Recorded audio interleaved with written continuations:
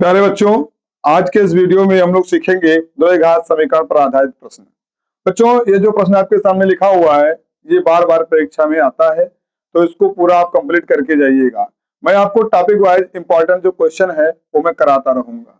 तो देखिए, लिखा हुआ है कि ऐसे दो क्रमागत विषम धनात्मक पूर्णांक ज्ञात कीजिए जिनके वर्गों का योगफल 290 हो।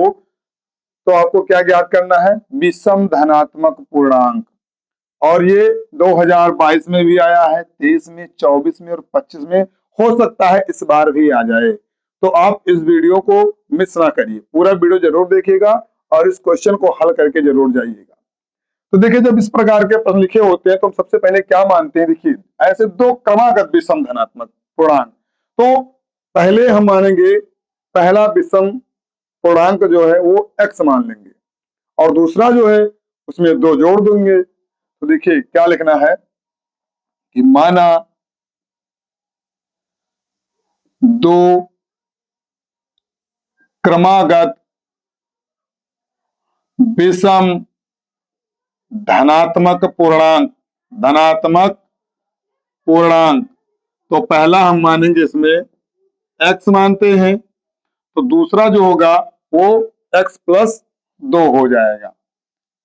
जैसे मान लो कि पहले विषम संख्या हम 3 लिख रहे हैं, यहां पर मान लो 3 है, तो अगला जो विषम अंक आएगा वो क्या होगा? इसमें 2 जोड़ेंगे, 3 प्लस 2 जोड़ेंगे, तभी तो ये 5 होगा। तो कुल मिलाकर के अगर पहली संख्या हम विषम x मान रहे हैं तो दूसरी में 2 जोड़ करके अगला अंक लिखेंगे।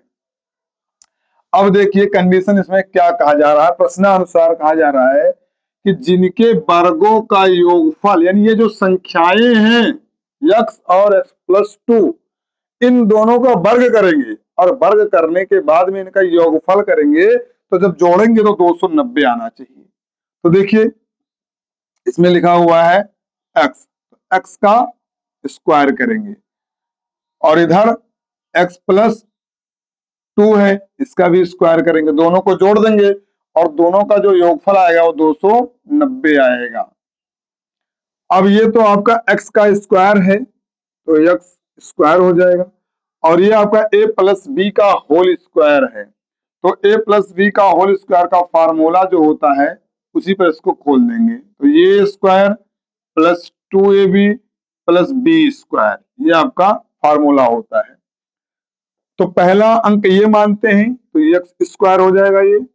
दूसरा जो है 2ab रहेगा, 2a और v मतलब 2 है और यहाँ पर जो है बी स्क्वायर यानी 2 का स्क्वायर बराबर 290 हो जाएगा। ये मिलेगा एक्स स्क्वायर, ये भी आपका एक्स स्क्वायर रहेगा और ये 2 दूनी 4 हो जाएगा, 4x हो जाएगा।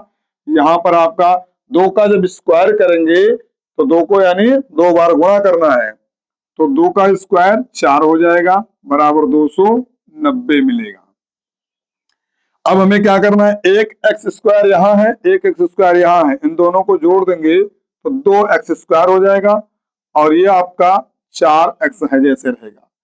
4 यहाँ पर है, ऐसे उतार लेंगे और इस 290 को बराबर के इस पार लाएंगे, साइड जब चेंज करेंगे तो यहाँ पर प्लस में है, यहाँ पर आएगा माइनस में हो जाएगा 290 बराबर यहाँ बचेगा 0। अब क्या करना है? इसको ऐसे उतार लेना है, ये भी आपका जैसे वैसे उतरेगा और इसमें दोनों को जोड़ना घटाना है। तो 290 में से अगर 4 जा रहा है तो 286 बचेगा, माइनस में 286 बराबर 0। अब हम यहाँ देख रहे हैं कि कुछ अंक जो है तीनों में कॉमन है, तो हमें दिख रहा है कि 2 यहाँ पर भी मिल जाएगा, 2 यहाँ मिल जाएगा, 2 यहाँ मिल जाएगा, यानी 2 जो है इसमें कॉमन है, तो 2 कॉमन ले रहे हैं। यहाँ से 2 कॉमन लेंगे तो यहाँ एक्स स्क्वायर, यहाँ 2 दूनी 4, 2x बचा और यहाँ पर अगर 2 से भाग देंगे तो 143 बचेगा बराबर 0 हो जाएगा। अब यहाँ क्या है? X square plus 2x minus 143 हो जाएगा और ये जो 2 है यहाँ गुणा कर रहा है, इधर आएगा भाग करेगा तो 0 हो जाएगा। अब ये हमको एक समीकरण मिल गया, अब इसी का हमें गुणनखंड कर लेना है। तो देखिए इसका गुणनखंड कैसे करना है? X square plus 2x minus 143 बराबर 0। हमने कल के वीडियो में आपको सिखाया था कि एक्स स्क्वायर का गुणांक और लास्ट वाला जो अंक है इन दोनों का गुणा कर लेंगे। तो यहाँ पर 1 है, तो 1 से 143 का गुणा करेंगे तो 143 ही प्राप्त होगा माइनस में। अब हमें क्या करना है कि यहां पर ऐसा अंक मध्य वाले पद में जोड़ना है या घटाना है कि 2 आ जाए और गुणा करने पर 143 आ जाए। तो इसका गुणनखंड अगर हम कर रहे हैं तो 13 और 11 का अगर मल्टीप्लाई करेंगे तो 143 आ जाएगा। और अगर +13 में से -11 घटाएंगे तो यहाँ पर मतलब -11 जो है इसमें घटाएंगे तो कितना बचेगा, 2 बचेगा। तो देखिए x square plus 13x minus 11x minus 143 बराबर 0। कुल मिलाकर के आपको ये करना है कि इस वाले अंक पर कोई परिवर्तन ना आए और यहाँ जो ऐसा है वैसा लिखना है, इसको यहाँ ऐसा है जैसे ही लिख देना है। अब इन दोनों में हमको कॉमन लेना है, x कॉमन लिए, दोनों में x है तो यहाँ पर x बचा और यहाँ पर क्या बचा, 13 बचा, x निकल गया। यहाँ इन दोनों में ऐसा कुछ अंक कॉमन लेना है जो इस प्रकार के कोष्टक में अंक आया वहां पर भी इतना ही अंक आए। तो यहाँ पर हम -11 अगर कॉमन ले रहे हैं तो यहाँ x मिलेगा और माइनस जब कॉमन लिए तो प्लस बचेगा यहाँ, और 11 और 13 का गुणा करेंगे तो 143 मिल जाएगा। अब जो दोनों में मिल रहा है उसको बाहर कर लेंगे, यानी x + 13 एक ब्रैकेट में हो जाएगा, दूसरे में यहां से x बचा है और यहां से -11 बचा है बराबर 0 हो जाएगा। अब एक बार हम x + 13 बराबर 0 करेंगे, दोबारा x - 11 बराबर 0 करेंगे। तो देखिए x + 13 बराबर 0 करने पर x की वैल्यू जो प्राप्त होगी वो -13 प्राप्त होगी। और इधर अगर हम x - 11 बराबर 0 कर रहे हैं तो x बराबर हमें 11 प्राप्त होगा जो कि धनात्मक मान है। अब इसी वैल्यू को हम यहाँ देख रहे हैं कि जो इन्होंने प्रश्न में कहा है वो वास्तव में सही है कि नहीं है। तो पहला जो पूर्णांक, पहला विषम पूर्णांक जो हमारा है वो कितना हुआ, 11, x की वैल्यू 11 आई, और दूसरा कितना 11 + 2 यानी 11 + 2 कर देंगे तो 13 प्राप्त हो जाएगा। तो आपको लिखना है कि पहली विषम संख्या, पहली विषम संख्या कितनी है, 11 है, और दूसरी कितनी है, दूसरी विषम संख्या 11 + 2, 11 + 2 यानी कि 13 है। तो यही आपको ज्ञात करना था कि दो क्रमागत विषम, क्रमागत है 11 के बाद में 13, एक क्रमागत है, इन दोनों का अगर हम वर्ग कर रहे हैं, वर्ग करके जोड़ रहे हैं तो 290 आएगा। अगला क्वेश्चन देखते हैं।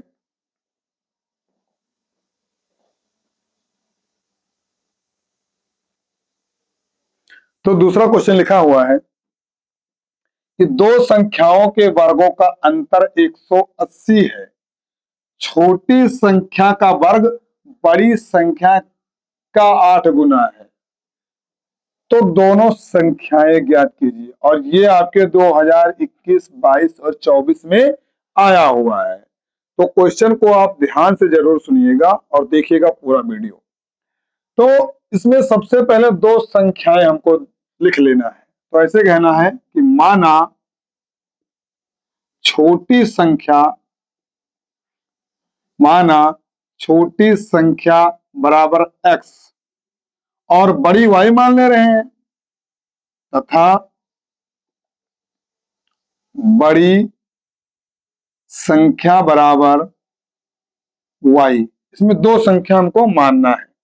अब जब दो संख्याएं मिल गई तो हमें क्या करना है, इसमें लिखा हुआ है कि छोटी संख्या का वर्ग, यानी इसका वर्ग जो है वो बड़ी संख्या के 8 गुने के बराबर है। तो आपको क्या करना है, छोटी संख्या का वर्ग करना है, यानी इसका वर्ग कर दिए, और बड़ी संख्या y है तो y का 8 गुना कर दे रहे हैं।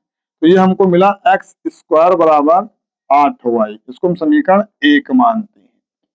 दूसरा पॉइंट क्या है, दूसरा पॉइंट लिखा हुआ है कि दो संख्याओं के वर्गों का अंतर 180 है, यानी दो संख्या, तो बड़ी संख्या में से छोटी संख्या को घटाएंगे तभी अंतर मिलता है, तो दोनों का वर्ग कर दे रहे हैं।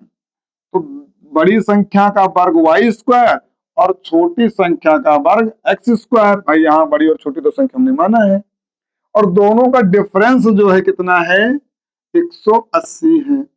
ये मिल गया समीकरण 2 हमको हो गया। अब जब दो समीकरण मिल गए हैं तो यहाँ पर एक मान मिला एक्स स्क्वायर बराबर 8y। तो जहां पर यहाँ एक्स स्क्वायर है इसके जगह पर हम ये वैल्यू रख सकते हैं या इसके जगह पर इस वैल्यू को रख सकते हैं। तो यहाँ पर जो हमारा है वाई स्क्वायर जैसे वैसे रखेंगे और एक्स स्क्वायर के जगह पर क्या रखेंगे 8y। और ये 180 बराबर के इधर लाएंगे अगर तो माइनस में हो जाएगा, बराबर उधर 0 हो जाएगा। अब हमें इसका क्या करना है, गुणनखंड कर लेना है। तो वाई स्क्वायर, देखिए वाई का गुणांक 1 है और ये 180 है।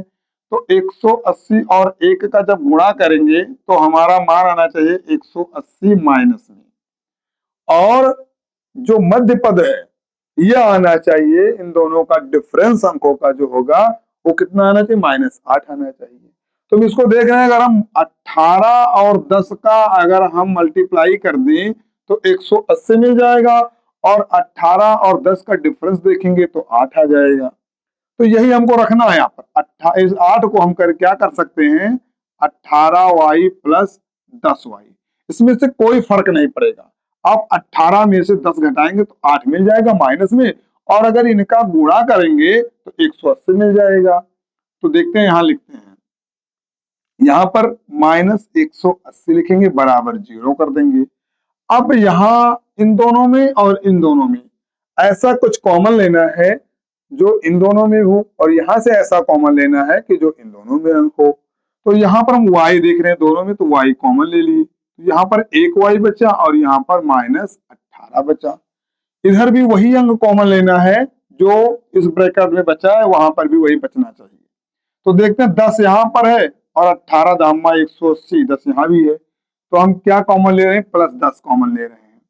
तो यहां से y बचेगा और यहां से क्या बचेगा, 8 बचेगा, सॉरी 18 बचेगा, बराबर 0 हो जाएगा। अब 18 दामा 180 हुआ, इसलिए 18 यहाँ बचा। अब देख रहे हैं जो ये दोनों ब्रैकेट में है उसको एक ब्रैकेट में अलग कर दे रहे हैं, तो y -18 एक साइड में हो गया, और इधर क्या बचा y, और यहां से बचा +10 बचा, तो बराबर 0 हो गया। इतना करने के बाद हमें क्या करना है, एक बार y -18 बराबर 0 करना है, तो y बराबर हो जाएगा 18। अब y बराबर हमें 18 मिल गया है, यानी कि बड़ी संख्या हमको मिल गई। अब हमें छोटी संख्या भी ज्ञात करना है। तो छोटी संख्या देखिए एक्स स्क्वायर बराबर क्या है, 8 गुणे y, और y की वैल्यू कितना है 18। तो एक्स स्क्वायर बराबर 18 8 144 हो जाएगा, 18 8 144 हो जाएगा। अब हमें x की वैल्यू जब प्राप्त करनी है तो इसका वर्गमूल लेंगे, तो देखिए क्या मान प्राप्त होता है, x बराबर ±12 प्राप्त हुआ। तो या तो प्लस में रख सकते हैं या माइनस में रख सकते हैं, और y की वैल्यू जो है वो 18 मिल गई। तो हमें क्या लिखना है, दोनों संख्याएं जो हैं, इसमें पूछा गया दोनों संख्याएं ज्ञात करो। तो संख्याएं क्या मिल गई, एक मिला 18 और दूसरा मिला ±12। भाई यही आपका आंसर है। अगला क्वेश्चन देखते हैं। अगला क्वेश्चन लिखा हुआ है कि यदि द्विघात समीकरण 3x स्क्वायर -12x + 2m बराबर 0 के मूल समान हैं तो m का मान ज्ञात कीजिए। ये भी क्वेश्चन आपका आया हुआ है 2022, 23, 24 और 25 में आया है। आपको अगर विश्वास ना हो तो आप इन सालों के पेपर उठा लीजिए और देख लीजिए, ये क्वेश्चन आया हुआ है और आने की संभावना भी है, तो इसलिए इन प्रश्नों को जरूर आप देखिए। देखिए जब इसमें कहा जाए कि मूल समान हो, तो मूल समान होने का कंडीशन जो क्या है, वो b² - 4ac बराबर 0 होना चाहिए, तभी इसके मूल समान होते हैं। तो हमें क्या करना है, पहले सबसे पहले इस समीकरण को लिखेंगे 3x² - 12x + 2m बराबर 0, और इसकी तुलना कर देंगे हम A X square plus B X plus C बराबर 0 से। अब इसकी तुलना जब करेंगे तो हमको ए बी और सी का मान प्राप्त हो जाएगा। तो देखिए इस एक्स स्क्वायर से एक्स स्क्वायर को काटेंगे तो ए बराबर हमको क्या मिल गया, 3 मिल गया, और इस एक्स से एक्स को काट देंगे तो बी बराबर क्या मिलेगा, -12 मिल जाएगा। और सी की वैल्यू जो है कितनी मिल गई हमको, 2m। सी नहीं, सी के बाद कोई अचर पद है नहीं, चर है नहीं, तो इसलिए हमने इसको नहीं काटा। तो अब हमें इसमें रख देना है इस फार्मूले में। तो b का मान कितना है, -12, तो -12 का स्क्वायर कर देंगे, -4 है। फिर a की वैल्यू कितना है, 3 है, और c की वैल्यू कितनी है, 2m है, बराबर 0। अब यहां से हमारा m का वैल्यू प्राप्त हो जाएगा। तो 12 का स्क्वायर करेंगे तो 144 हो जाएगा, -4 12 दूना 24 हो जाएगा ये, और m है तो m रहेगा, बराबर 0 हुआ। ये लिखेंगे -24m बराबर 144, इधर प्लस में है, इधर आएगा तो -144 हो जाएगा। अब देखना माइनस से माइनस को काट देंगे तो 24m बराबर 144 मिल गया। तो m बराबर कितना मिलेगा, 144 बटा m। यहाँ पर 24 जो है गुणा कर रहे हैं तो यहाँ पर आएगा 24 भाग करेगा, तो m बराबर 144 बटा 24 होगा। अब क्या करेंगे, इसको काटेंगे तो 12 से काटेंगे तो 12 दूना 24, और 12 12 ही 144 आ जाएगा। फिर 2 से काटेंगे तो 2 1 कम 2 और 2 छक्के 12, तो m बराबर 2 मिल गया हमको। और हमें क्या ज्ञात करना था, इसमें मूल समान होने पर m की वैल्यू निकालना था। देखिए यहाँ पर गलती से लिख गया, तो m बराबर कितना 6 मिला है, तो m की वैल्यू कितना हमको मिला, यहाँ पर 6 मिल गया, और हमें m का मान ही ज्ञात करना था। तो इसी प्रकार से आप इन तीनों क्वेश्चन को हल कर लीजिएगा। इस वीडियो में मैंने 3 क्वेश्चन कराया है, और आप लोग कमेंट करके बताइए कि आपका आंसर कितना आ रहा है, साथ में हल करते चलिएगा अगले वीडियो में। तब तक के लिए धन्यवाद।